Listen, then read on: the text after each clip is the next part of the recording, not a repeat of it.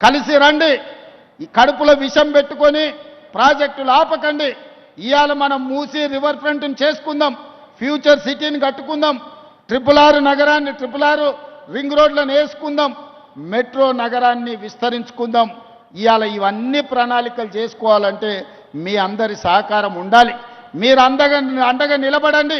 రాబోయే 10 ఏళ్లలో అద్భుతమైన నగరంగా, ప్రపంచంలోనే గొప్ప నగరంగా హైదరాబాదు నగరాన్ని తీర్చిదిద్ది లక్షలాది మంది నిరుద్యోగ యువకులకు ఉద్యోగ ఉపాధి అవకాశాలు కల్పించే రాష్ట్రంగా మన తెలంగాణను తీర్చిదిద్దుకుందాం. మిత్రులారా, వాళ్ళు వీళ్ళు ఎన్ని చేసినా, ఎన్ని కుట్రలు చేసినా, ఎన్ని కుతంత్రాలు చేసినా, ఎన్ని రకాలుగా అడ్డం పడ్డా మా ప్రభుత్వం తిప్పి కొడుతుంది, ఒక్కరొక్కరి సంగతి కూడా చూస్తుందని నేను ఈ సందర్భంగా తెలియజేస్తూ, ఏది ఏమైనా ఇంత మంచి కార్యక్రమాన్ని ఏర్పాటు చేసిన ప్రభుత్వ అధికారులతో పాటు ప్రజాప్రతినిధులను కూడా మనస్ఫూర్తిగా అభినందిస్తూ సెలవు తీసుకుంటున్నా.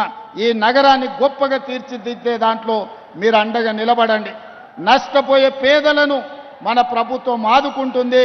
వాళ్ళందరికీ సహాయాన్ని అందించే బాధ్యత నాది.